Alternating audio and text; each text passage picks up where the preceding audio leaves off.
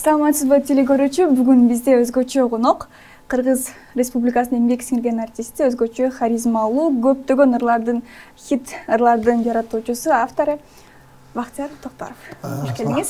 Рахмат. Саламатсыздарбы, урматтуу телекөрүүчүлөр. Хош келдик. Легендарлуу ырчы дегенди кош кетейин. Иә, Чыгармачылык дүйнөгө аралашканыңызга 35 жылдын жүзү болуп калды. 30 жылдан ашып калды. Ошол 35 жыл мурун эмнеге ырдагансыз, азыр эмнеге ырдайсыз? Ыр деген жан дүйнө. Буну мисалы тыйынга же текпек ырдаганга болбойт. Азыр деле ошол жан дүйнө бул ырдаган сайын адам рахат аласың, эс аласың. Ошого ырдаганмын, азыр деле ошого ырдайм. Негизинен көпчүлүк атактуулукка жетиш үчүн ырдаган. Ошондой маанидеби? Ооба. Мурда ойлочумун мен бул хобби депчи. Биз өзүм военный болом, анан инженер болом деп, бул ыр деген хобби эле деп. Бүгүн эметип калдым, ишенип калдым, бул деген биздин жумуш, негизги жумуш ушул экен. Ошол айырмасы ушул. Негизи военный болом деген болчумун дейсиз, эмнеге болбой калгансыз? Кайсы учурдан баштап оюңуз өзгөргөн? Мен оюм шак эле өзгөрүп кете берет. Секунд сайын элечи. Ошондуктан баягындай коюп аткан ситуация карап. Ошол. Мисалы бирөөлөр чакырган болсо, барсаң, кичине жактырбай калса аракет кыла берем да, ошол сыяктуу. Ошого дейт го война план покажет депчи. Анан негизи бизде менде, башкаларда эле болуш керек, көп максаттарыбыз бар. Бул ойлогон ойдо кыстаган турмуш чеңеттеп туруп, баягы акыбалга карап, шартка карап туруп, оюм өзгөрүп кете берет. Шылып менден кетпесин деп көп аракет кылам. Шылып менин ушул силердин жаныңарда отурганым, сахнага чыкканым, тойго ырдаганым, бирөө менен чай ичкеним бирөөлөргө зыян тийбесин да, ошолорго мен керектүү болоюн дегендеги негизги эмем ошол. Ошол Wi-Fi'ларым ошол иштеп кеткенде кетип кала берем. Тартпай калса кетип калам. Тартып калса отура берем. Азыр жеңил желпырлар көбөйдү. Дагы ошол жана Wi-Fi'м жокпу неге деген сыяктуу дөңгө чыктым, кайра түштүм дегенчи. Албетте бул ырлар тамашалуу болгон менен өмүрү кыска, баарыбыз эле билебиз. Анан ошого азыркы ырларга кандай баа бересиз?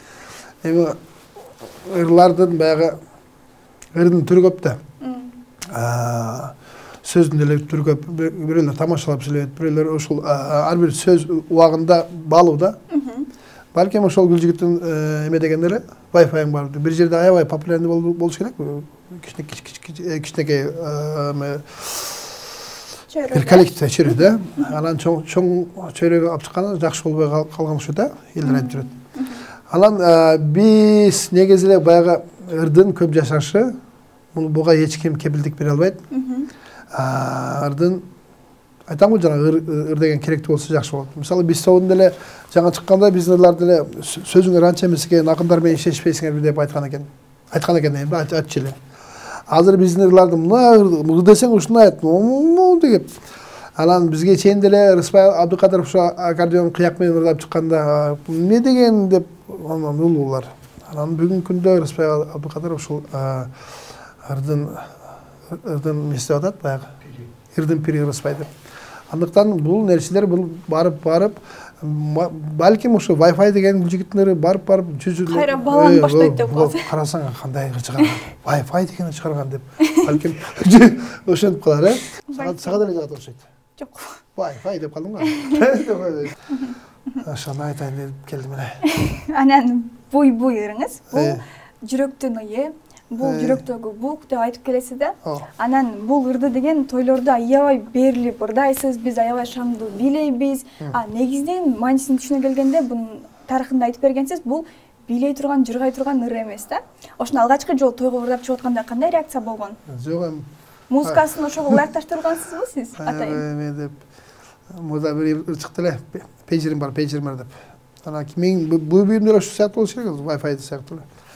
Анан буй деген ырдын негизи мындай мааниси сүйгөнүнө жетпей калган эле, ушундай эле маани.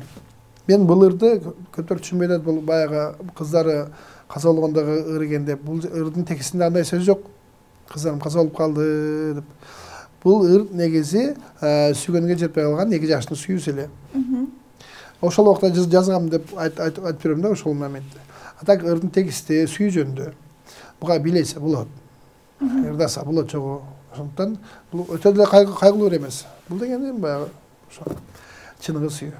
Чыныгы сүйүү деген бул сүйгөнгө жетпей калган сүйүү экен. Мисалы экөөбүз бири-бирибизди сүйсөк, мен сага жетип калсам, анча деле кээ бирде бактылуу болосуң, көбүнчө бактылуу боласың да. Депчи. Силер деле айтасыңар да, муну билгенде тибет болчумун деп. Мен деле эмесмин. Анан жетпей калса таттуу болот экен да. Ошо кыз, сен ошол байке деп. Андыктан ошол чыныгы сүйүү дейт, бул сүйгөнгө жетпей калган сүйүү дейт да. Ошого бирдемеге жетпей өтсөң, мына гитарага жетпей өтсөң, канча гитарам болгондо сонурлар чыгарат элем деп ырлар жазасың. Анан жеткенден кийин бир жумадан кийин же болбосо бир кандай бир убакыттан кийин баягы эмен көңүл калбайт го ушул дагы деп башка жак напсин эмес ушундай. Жана эме дейсиз го, жетип көңүл калганча жетпеген арман таттуу деген, ошо кошулат. Келиңиз жетпей калган сүйүү деп калдыңыз. Мындай суроо берейинчи. Алгачкы махабатыңыздын азыр канча баласы бар? Билбейм, мен канча төлөп салдым. Алгачкы махабаттардан 5-6 9 махабаттар бар. Махабат. Алардын баары турмушка чыгып, балалуу чагалуу болуп кетсе керек. Бул деген баягы сүйүү сезими, махабат деген бул өтө мындай башкача сезим да. Сүйүү деген мындай сулуу кызды көрсөң, же болбосо мындай жашынакай жигит көрсөң, сүйдүм дейсиң го. Ал эми баягы внешний эле сүйүү. Анан чыныгы жан дүйнө, баягы эңсеп турасың, дайыма уйку соодо эстеп турасың, ошол кыздын аты чыкса, атыны угуп калсаң эле түсүң өзгөрүп кетет. Ошол сезим, бул деген непередаваемое ощущение деген сыяктуу бар го. Махабат сүйүү бул өтө мындай бийик сезим деп эме кылам, Кудайдан берилген бизге. Муну сүйүп көрбөсөң айта албайсың да. Мисалы, сенин сүйүүң бөлөк болушу мүмкүн. Менин сүйүүм андан бөлөк болушу мүмкүн. Ошондуктан мен кээ бир акындардын ырын ырда албайм да. Себеби дегенде анын сүйгөн кызын мен көргөн жокмун. Ал сезген жокмун дегендейчи. Жеткирип бере албайсыз. Жеткирип албайм. Ошондуктан биз көбүнчө өзүбүздүн ырларды ырдайбыз. Анан мен жаңа 9 кыз сүйдүм дедим го. Ошолордо менде баягы заготовка көп, ошолорду айтып эле ырдай берем. Ошондо могу Айгүлүү, Мадина дегендер сиздин сүйгөн кыздарыңыздын аттары бар. Сүйгөн кыздардын аттары. Кээ бирде аттарын өзгөртүп коем, себеби баягы ырга уйкаш болуш үчүн. Дина. Сенин атың Дина? Балалыгыңыз кандай өткөн? Балалыгым өткөн? Кандай өткөн? Айылда өттү. Кадимкидей эле баягы айылдагы балалык кандай болду? Айылда балалык суу ташып, хоккей ойноп, мал карап, кой карап дегендей. Лейлекте. Ошондо сиз эгер ырчы болбосоңуз, анда военный болмоксуз. Мен билбейм, ошо военный болоюн дедим, анан мен военныйге менин баягы көңүлүм туура келбей экен. Смирно, вперед приказларга мындай болуп экен, анан мага болбой калды деп анан кеткем. Анан кийин эмеде окудук, политехникалык институтта окудук, инженер бололу дедик. Негизи биз соонун чаралышы ошол политехникалык институтта студенттердин аудиториясына чыккан деп айтылып келет. Айтылып келет дейм да, ошол туура бир ошол жерден эме кылганбыз баягыдай. Анан биринчи концертти Жембетке бергенбиз. Женский педагогический институт деген бар да, Арабаева. Азыр эркектер да окуп калыптыр. Кут болсун. Ошол. Санга эмес, сапатка иштейсиз. Ырларыңыздын баарынын өзүн сүйүп уккан угармандары бар. Анан дагы жаңы ыр жаздырып, клип тартырайын деген ойлоруңуз барбы? Сиздин клиптериңизди көрбөй калганбыз. Бардыгы артисттерде ушундай ойлор бар. Жаңы ыр жазып, жаңы клип тартам деген. Арасында мен да ушундай оюм бар, бирок ой ишке ашпайт. Себеби дегенде билбейм эми, мурдараак жашыраак болгондой клиптер тарта берлек. Монун жанына туруп деле, көтөрүп деле, клип деп. Азыр мындай кичине капризный болуп, же изилеп калат экенсиң, мондай клип тартсам болобу, же жарашпай калабы деп. Анан клип тартабыз дегенибизге 15 жыл болду экен, 15 жыл дүзү болду. Клип тарткан жокпуз, жаңы ыр жазган жокпуз. Ошого кечирим сурайм. Ошондо жаңы ыр күтпөйбүзбү? Же жаңы ыр күтсөңөр болот. Клип күтпөй болот. Жок, клип деле күтсө болот. Башкача болсун дейм да. Мисалы биз сонурлары бири-бирине окшогонго аракет кылам, бири-бирине окшош. Жана вертолет менен тартылгандагы өзгөчө болчу, ал учурда андай клиптер такыр жок болчу. Азырда жок. Ушундай болчу да. Анан клиптерде бири-бирине окшошпосун дейм да. Мажурун талдын астынан чыктык, тоодон түштүк, гүлдүн жанына турдук. Поезд менен тарттык, вертолет менен тарттык, дагы билбейм да. Сулуу кыз менен тарттык, кара тору жигит менен тарттык. Дагы жаңы нерсе, өзгөчө нерсе киргизгиңиз келет. Калды. Ошого изилен баягы эме жок да. Идея жок. Идея жок. Же калуу жок. Тартсак боло берет, бирок өзүбүздүн баягы мияктагы таможнядан өтпөй атат да. Эл таң калыш керек. Эл таң калгандан да эл күтүш керек да бирдемени. Ушундай болсо деп. Да биз жаңы чыгып атканда биз ошол биздин баарыбызда музыкалык образование жок эле. Азыр деле жок болушу керек эч кимде. Бирок биз ошону каалайт элек да, ушундай бийлей турган ырлар болсо, кыргыздын ырларына кыргыздын жаштары бийлесе деген. Азыр эми ошол эме кыргыздын жаштары эмес, тиги итальян жаштары деп билип атпайбы? Сакалчын жаштары. Ошол максат иш кыялуу орундалды. Анан буга чейин бир маегиңизде кечки туман француз тилине которуп ырдаңыз деген сунуш түшүп атат деп айткан экенсиз. Ошону планга ашырайын деген оюңуз барбы? Ишке ашырайын деген. Жок, ойлор деле жок. Жок, жөн айтып койдуңуз беле? Жок, мага ошентип айтканда, ошол ырыңызды французча которсоңуз сонун болот.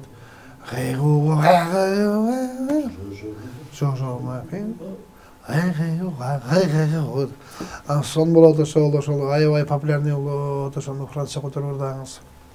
Анан ошол популярный болбосо мен 100 коюм бар, ошонун баары менен деп ушунчалык уверенди баягы көрманыбыз экен, ошол айтканда бир 18 жылдын жүзү болду дейм. Ошондой жүздөр болуп кетет. Анан сиз айткандай буга баягындай кызыгыш керек экен, бул жерде көйдөн толуп туруш керек экен, ыргач. Ошол нерсе бир күндө азыраак бизде. Илхом, Илхом. Азыр 100 коюм десеңиз эстеп кеттим да, 2018-жылы сиз Нарында жашагансызбы? Жок. Нарында жашабадым. Бирок барып келип турдум концерттерге. Мындай маалымат болгон болчу да, 2018-жылы ошол Нарында Чупакабра боюнча сурагып бергилечи, ушул тема боюнча кененирээк айтып берсинчи дегенчи. Жок. Сен жылдар эме болушу мүмкүн деген. Нарында жаңа чейинби Чупакабра деген чыккан, Нарында чыккан. Сиз көргөн көзүңүз менен? Мен көрбөдүм. Анан жаңы жерге келген. Анан биздин Сокулукка келген. Анан менин үйүмдөн да кызларым жеп кеткен. Эме каны соруп. Чупакабра деген нерсе баягы койлордун канын сорот экен. Чупа деген чупа-чупс бар го? Соргуч сыяктуу которот окшойт ушундай. Бул эми баягы Америка жактан келиптир. Анан Американын деле эмелери баягы ФСБ нарверлери өздөрү ошо түнү менен жаттыр, ошол түсүн эч ким билбейт кандай. Эч ким көргөн жок. Эч ким көрө албайт окшойт. Бул Кудайдан келген, бул эме апат. Алла Таала билет. Жана Чупакабра өзү билет, анан өлүп калган койлор билет. Башка эч ким билбейт. Сиз 20 козуңузду жеп кеттиңиз? Мен 20 эмес, мен 7 козум бар эле. 4 өлүптүр, 3 тирик экен. Бир кандар азыр эле чыкты, ал страшный окуя. Ушундай апат. Башка тема өтөлү. Макул. Политикага өтөлү. Да, любой. Политикага көп аралашпайсыз? Аралашам. Аралашасызбы? Мен эч көрбөйм. Анан сиз Инстаграмда дагы аябай мындай активный эмессиз, Тияк биякта сындабайм, бирок кызыгам да. Биздин саясатчыларга кызыгабыз, баарыбыз кызыгабыз. Азыркы мен да Facebookка чыгып, мен тигиндей бул мындай, Инстаграмда мен оюм ушундай деп айтпайм. Бирок мындай кызыгам да. Тиги садыр тааныймын, камчы таш Адахай Мадымаров тааныйм да, туурабы? Эмне кылып жүрөт? Анан кызыгам. Анан тигиндей мындай кылсын деп айтпайм. Себеби дегенде мен айтышым мүмкүн. Саясатка мындай айтайын деп. Ошол биздин баягы аттуу, баштуу, белгилүү саясатчылардан Бактияр Токторов, Ильяс Машыбаев дегенде эле бир 20дай белгилүү саясатчы бар да. Ошолордун баарынын программасы окшош. Кыргызстандын келечегин мындай кылабыз, дегенде мындай кылабыз, өнүктүрөм да программасында. Ыры окшош да, ыры. Мындай ыры бар го. айгүлөм эле баардык айгүлөм эле Кыргызстан эле да. Анан ошолор баары биригип Кыргызстанды көтөрүлсө болмок. Мисалы мурда премьер-министр болуп иштеп жүрсө деле, барып аким болуп иштеп бер десе, Лелек районуна барып, Чаткала районуна барып аким болуп иштеш керек да. Жок, мага болбойт, мен магия величия, мен мурда премьер-министр болгом, андан ниже принцип түшпөйм дегендер көп да. Ошого кыргыздын саясатчылары биригип, ошол аз өмүрдө бир жакшынакай миссия кылып туруп, булар саясатчылардын миссиясы ошол да, максаты. Кыргызстанды көтөргүлө. Обязательно мындай номер 1 президент болуш кереги жок. Мисалы мен иштей албайм саясатчы болуп. Алар ырдашы мүмкүн, бирок алар деле ырдай албашы мүмкүн, негизде айтам да. Ошондуктан ар ким өзүнүн жумушун так аткарса, саясатчылар деле, тияка барып Лелекти көтөр, Баткенди көтөр, же Нарындын ат башчысына барып аким болуп иштеп бер десе, барбай коюшат. Ошону айтмакмын, ошол 20 белгилүү саясатчынын башын бириктирген bir Kırgızstan деген сүйүү махаббат болсо, бул Кыргызстан давно эле өнүгүп кетмекпиз. Азыр ушу бутка тийип отуруп, ушундай өнүгүп атабыз, туурабы? Чыкканды башкача отуруп, мындай сонун студиялар ачылып кетет. Бизде мен даватка көп чыкам да. Даватка чыкканда туалет тазалайсың, эшик шыпырасың, тамак кыласың, бир эле барың. Мен мага болбойт дебейсиң, мен популярныймын, мен авторитет дебейсиң да. Ошентип жамааттын Кыргызстандын иштерин кылса, менимче оң болот. Ошо мен кыскача саясатка аралашканым ушул. Эгер алдыда сунуш болсо, сиз саясатка аралашасызбы? Депутат болсо, нары бери аким болсо, жок, аралашпайм. Колдон келбейт да. Биздин ырчыларыбыз деген акыркы 2-3 жылда катарынан кошулуп башташат. Мен ойлойм да, бул ырчылар, мейли, ырчылар ырчы болуп төрөлгөн жок. Балким ырчылардан күчтүү, мисалы, Клинтон жанында, Клинтондон кийин ким эле ма, саксофончу. Буш, Жорж Буш дегендер, ошолор музыкант болгон. Саясатчы болуш үчүн менимче жүрөктө сүйүү керек да Кыргызстанга болгон. Бирок колдон келбеген ишти кылып келбейт деп коюш керек. Балким бүгүнкү саясатка кызыккандар депутат болуш келгендер бар. Депутат деген статус алгысы келгендер бар. Көбүнчөсү ушундай да. Ата кыргыз эли үчүн иштейм дегендер азыраак болушу мүмкүн. Жок эле болушу мүмкүн. Жамбар ушундай. Анан дагы саясатчыны айтайын, баягы жоону чапты 40 жигит аты калды Манасын дейт. Манас өзү эле кыргыз башкарган жок да. Манас көргөн жокмун го, негизи айтам да. 40 жигит деген ошо 40 министрди. Ошондуктан мына биз сонун эле мен өзүм биздин канча балдар менен кызмат кылып атат. Анан ошого бул жерге албетте футбольный команда дегенде команда керек. Командасы сонун болуш керек. Командасын идеясы мында союзда бир эле мешчи эмес, жалпы команда. Команда ойнобосо ошондуктан бул саясат деле коллективный өзүнүн командасы болуш керек. Анан бири-бирин шулап турса, жыраңдар болсо боло берсе, албетте Кыргызстан болбойт. Эми бизде тест суроолор бар, кыска нуска жооп бересиз. Критиканы кандай кабыл аласыз? Туура кабыл алам. Чиним келет. Чиниңиз келет? Дейм айтайын деп айтпайм.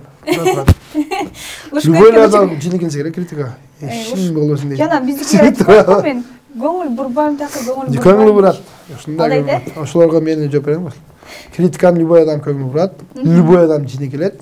Бирок кээ бир адам өзүн карманат да. Сиз кармана албай калган үчүн болот? Ушуп кеткен прям. Келинчегим айтса кармана албайм. Мындай айтса. Бакыт түшүнүк ар кимде ар кандай. Сиз үчүн бактылуулук деген эмне? Бактылуулук деген бир жакшы термин бар, бактылуулук деген жүрөктөгү тынччылык. Жүрөктүн тынчтыгы? Тынчтыгы. Жүрөк кандай учурда тынч болот? Эмнеден тынч болот? Жүрөк эч кимди алдабасаң, эч кимге көзүң күйбөсө, бирөөнүн кубанычына кубансаң, бирөөнүн кайгысына кайгырсаң, ийгилигине комосоң, ошол бактылуулук. Тобокелчисизби же ойчулсузбу? Тобокелчисиң. Тобокелчиси.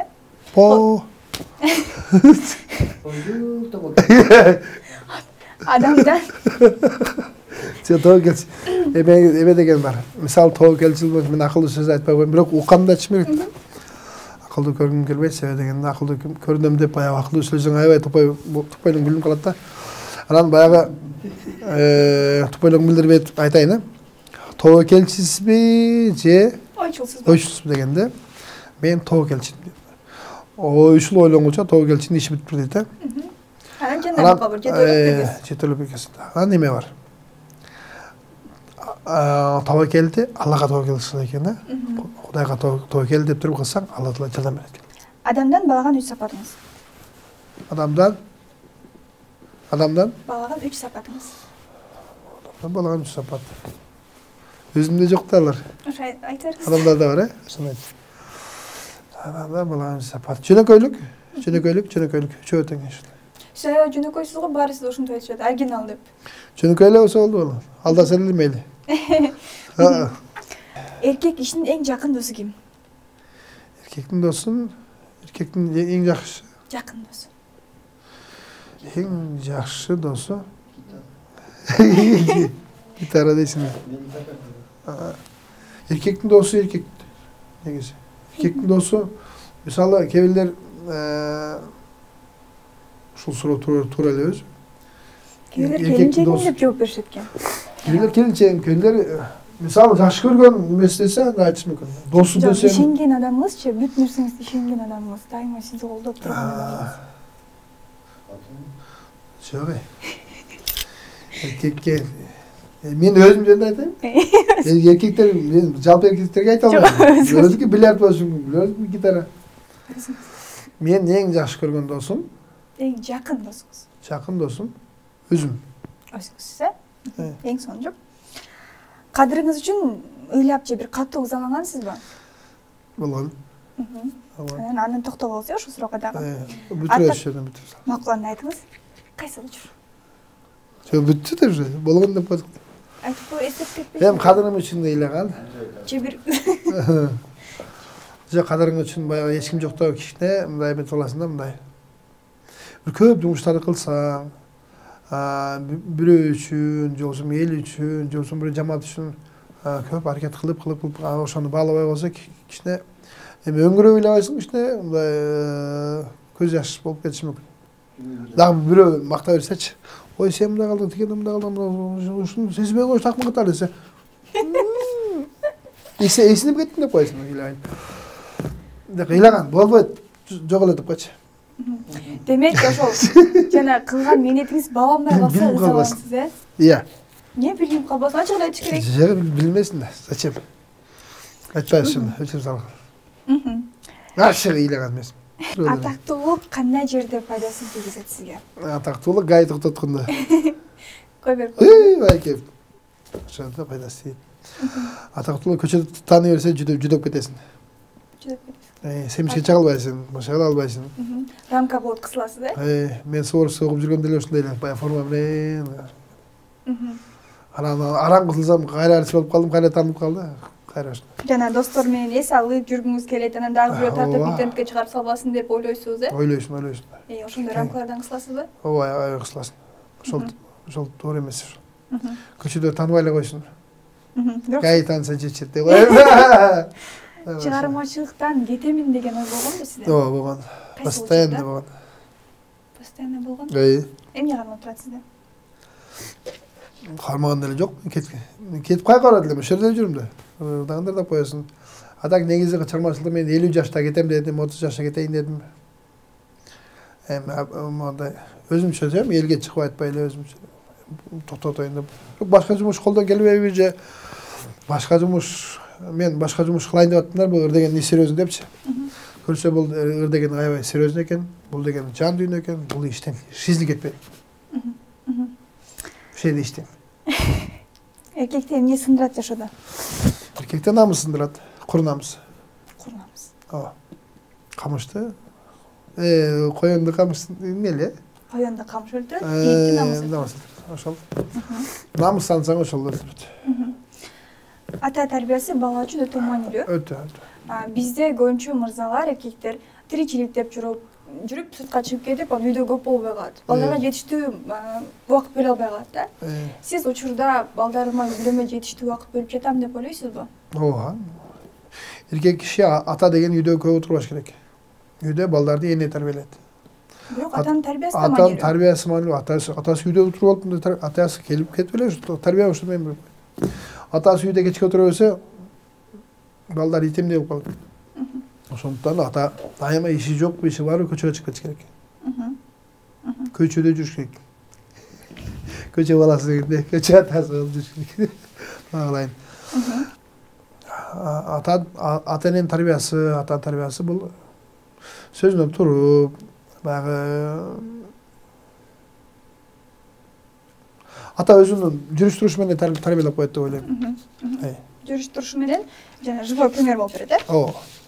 Анан биз тобу акыркы убактарда такыр эч нерсе чыкпай калды, бирок 30 жылдык концерт берейин деп атасыздар, Ооба.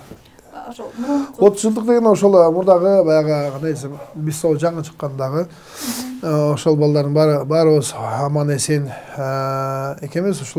Ошол убакта биз биринчи альбомду ошол убакта жандуу ойноп, жандуу ырдап, ошо ностальгия кылып, анан 30 жылдык юбилей кылып коелу деген эле жакшы ой. 2000 жаңы жыл жакындап баштады. 2000-чи? 2023. 2022 жыл сиз үчүн кандай жыл болду? 2023 жыл жакшы жыл болду. Кыйын болуп калды, баарыбыз үчүн бирдей эле болуш керек. Эми ийгиликтүү да жыл болду десек болот, анан сыноо көпчө сыноо жыл болду. Ага чейинки жылдар мына пандемия болуп, жүдөдүк го. Анан кийин бул согуш болуп кетти. Ошондуктан ыраазысызбы? Кудайым берген күнүнө ыраазыбыз. Сиз үчүн аябай ийгиликтүү жыл болду окшойт бул жыл. Мен сизден ушундай жоопту күтүп аткам. Жок, мен үчүн балким ийгиликтүү болушу мүмкүн. Ошол менен өзүңүз боюнча айтып атам. Өзүм үчүн ийгиликтүү эле болду.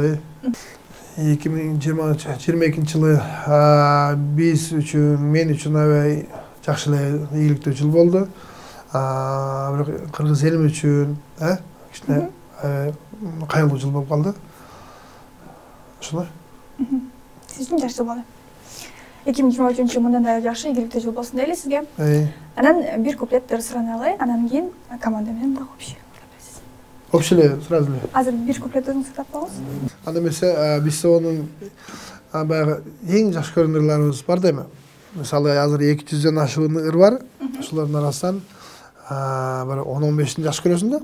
Арасында жакшы көргөн ырларыбыздан Адинаны ырдап берейин, Как раз сенин атың Адина болуп. Алтын белек болуп бактым, кабылдың бойго жеткен чагыңда, көп жүрдүң көзгө сүртүп өзүңдү, зарыга,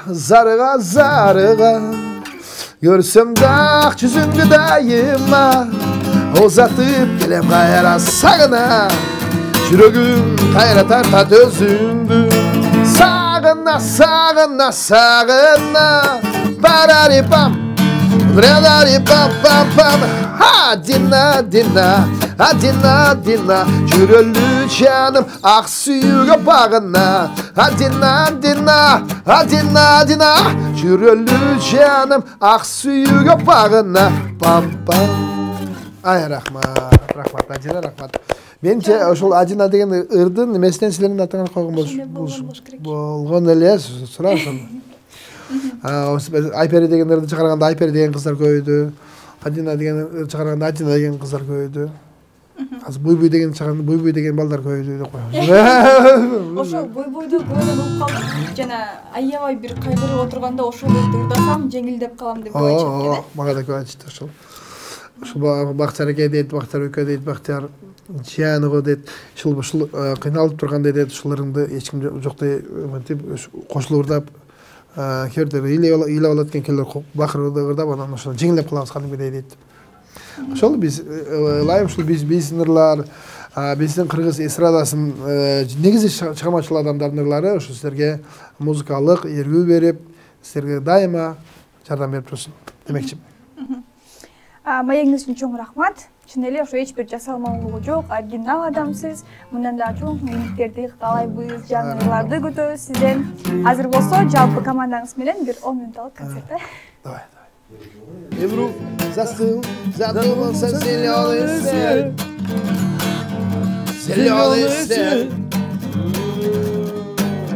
Почему? Светофор зеленый. А потому Фара влюбленный. Прикарит мне скоростей огней. Он сам собой включился, что в судьбе этого... Hıylay kaldım sen dağı. Hıylay kaldım ben dağı. Ay. Buyurmasa ayılacak eken. İşte kaldı suyu varmadı. İşte kaldı suyu varmadı. Oh boy boy boy boy boy boy. Boy boy boy boy boy boy boy boy boy. Boy boy boy boy boy boy boy boy boy boy boy boy boy boy boy boy. Boy boy boy boy boy boy boy boy boy boy boy boy boy boy boy boy boy. Boy boy boy boy boy boy boy boy boy boy. Boy boy boy boy boy boy. Harmoniyasında başları atılgan satın. Hurmatlı bir şey çağırdım. Çağırmız. Hurmatlı tattaka smogu yok de. Smogu yok bir şey çağırıyorsun turgundardı. Ne bekliyorum? Bisto. Legendarlı Bisto. Hurmatlı. Şahrımыздың konuqları жана меймандары. Yanvardın 8'inde 9'unda Тоқтоғұл Сатылғанов атындағы Ұлттық филармонияның чоң залында Бистоунун 30 жылдық юбилей концертін келіп көріп кетіңіздер.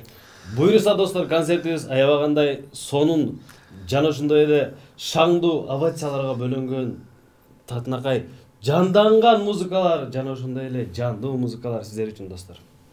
Anlıktan gelinizdер, biz benim çoğu estetikалық es alıp nostalgiya konsertine köp olumuzlar demek. Legendarlı Bisto! 30 yaşta. Joya, son neli oldu? Sup-sup, kino da oldu.